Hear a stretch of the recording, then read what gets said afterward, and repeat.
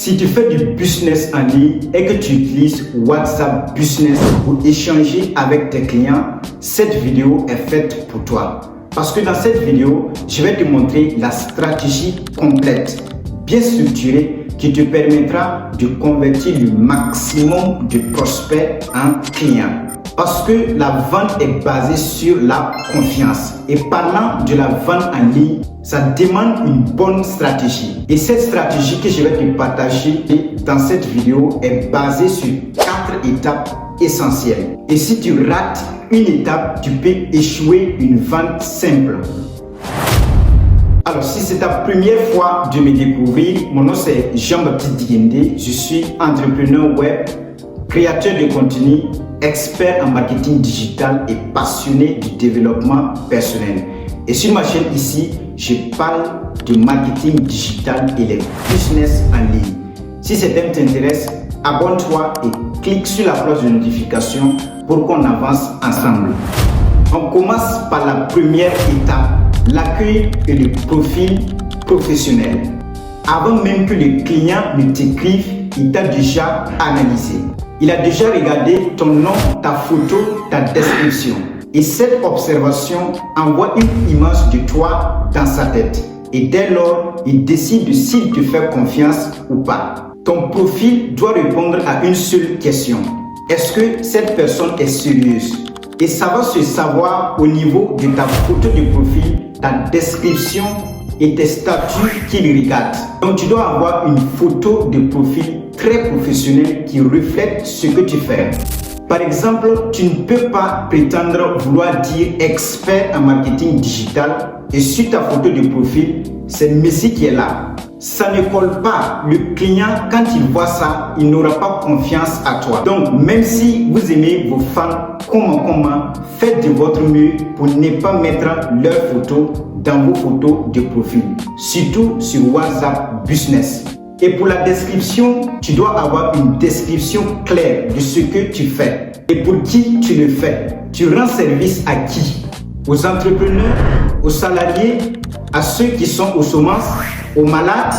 Tu résous quel problème? Ton prospect, en lisant ta description, doit savoir à qui il s'adresse. Est-ce que cette personne peut m'aider à résoudre mon problème? Plus ta description montre clairement ce que tu fais, plus les gens te font confiance.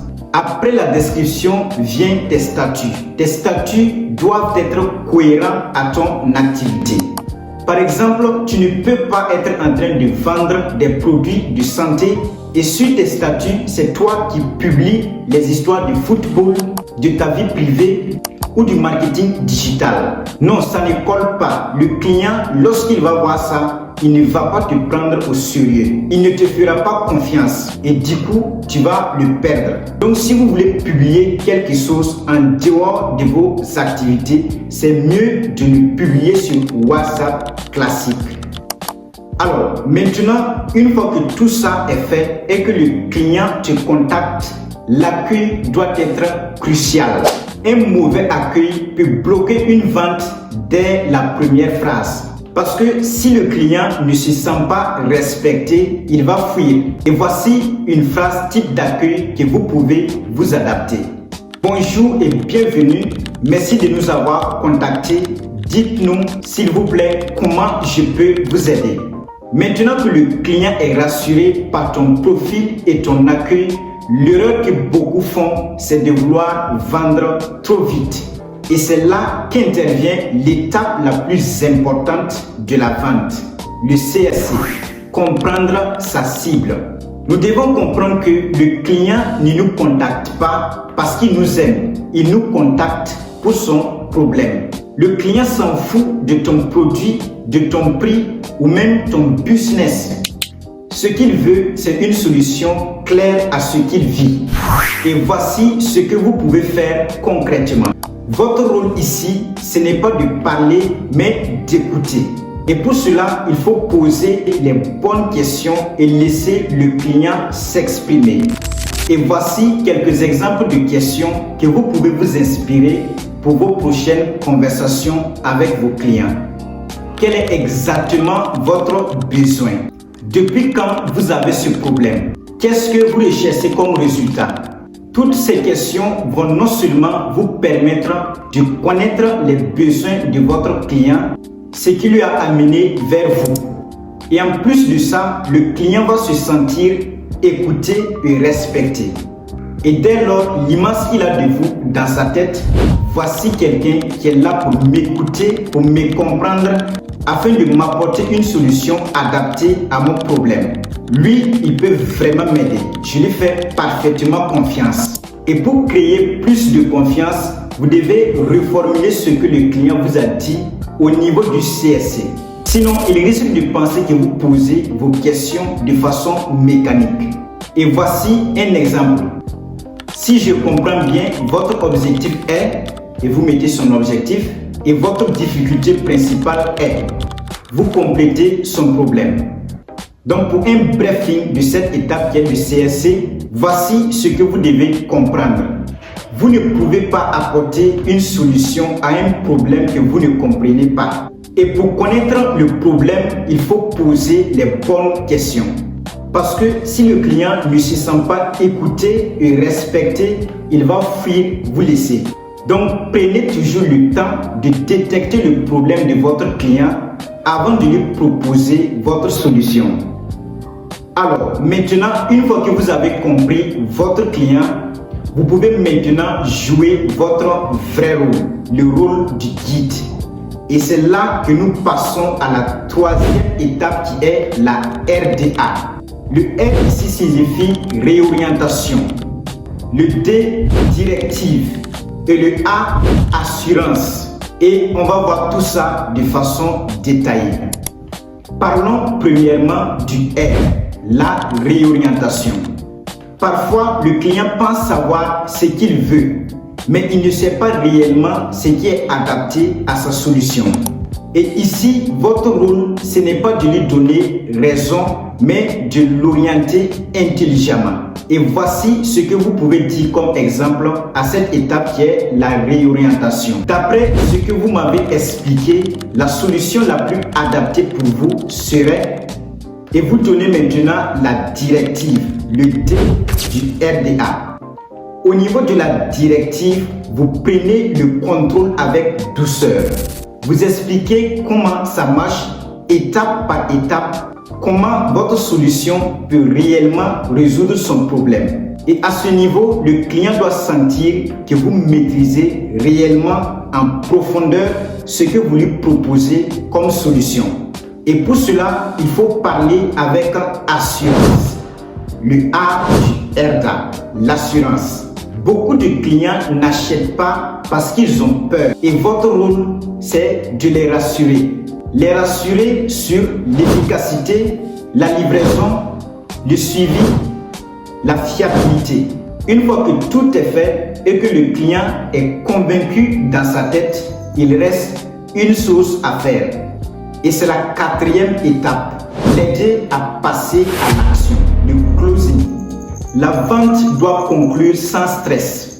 Le closing n'est pas forcé. Beaucoup perdent leur vente ici parce qu'ils parlent trop. Ils n'osent pas demander la décision du client avant de montrer clairement les étapes à suivre pour s'en procurer la solution. Et voici un exemple de closing simple. Si vous êtes d'accord, on peut lancer votre commande maintenant. Et je vous explique la suite. Si le client hésite, vous identifiez le blocage. Vous le rassurez à nouveau et vous revenez à l'essentiel pour conclure la vente. Maintenant, laisse-moi te tutoyer ici. Laisse-moi te dire quelque chose de très important. Tout ce que je viens de t'expliquer jusqu'ici, beaucoup de personnes le connaissent en théorie, mais très peu arrivent à appliquer dans la pratique. Et la vérité, c'est que le moment le plus difficile de la vente, ce n'est pas lorsque la personne te contacte, c'est quand elle hésite. Quand un client hésite, il y a toujours un blocage et ce blocage n'est pas toujours visible. Parfois, ce n'est pas le prix. Parfois, ce n'est pas le produit. Parfois, ce n'est même pas le moment. Le vrai problème est que beaucoup ne savent pas identifier le vrai blocage et encore moins Comment rassurer efficacement et revenir à l'essentiel pour conclure la vente. Et soyons clairs, identifier un problème, rassurer sans forcer, conclure sans perdre le client, ce n'est pas simple. Et c'est là même que se casse le secret de la vente. Et c'est exactement pour cette raison que j'ai créé un programme de formation intitulé Le secret de la visibilité sur Internet et de la vente en ligne. Ce n'est pas une petite formation théorique, mais une formation pratique basée sur ce que j'applique moi-même. Dans ce programme, je te montre 3 choses essentielles. 1. La visibilité sur Internet. Comment attirer des clients sur Internet. Comment avoir de la visibilité même si aujourd'hui personne ne te connaît. Comment utiliser le contenu pour attirer naturellement les gens vers toi. Deuxièmement, les montages vidéo et la création de contenu. Je te montre comment monter tes vidéos toi-même. Et d'ailleurs, toutes les vidéos que tu vois défiler sur ma chaîne, c'est moi-même, je les ai montées personnellement. Tu vas apprendre à créer du contenu, à monter tes vidéos avec ton téléphone, à te lancer sur Internet sans attendre d'être parfait. Troisièmement, la stratégie de vente et de closing. Dans ce module, je te montre comment conclure tes ventes lorsque tes clients te contactent. Comment identifier le blocage, rassurer intelligemment le client, revenir à l'essentiel et conclure la vente. Toutes les stratégies CSC, RDA, closing, elles sont bien détaillées dans ce programme. Si cette vidéo t'a déjà ouvert les yeux, imagine ce que tu peux faire avec une formation complète, bien détaillée, étape par étape. Regarder une vidéo, c'est bien, mais maîtriser la stratégie, c'est ça qui change les résultats. Merci d'avoir suivi la vidéo jusqu'à la fin. Je vous souhaite beaucoup de succès et on se dit à très bientôt. Ciao.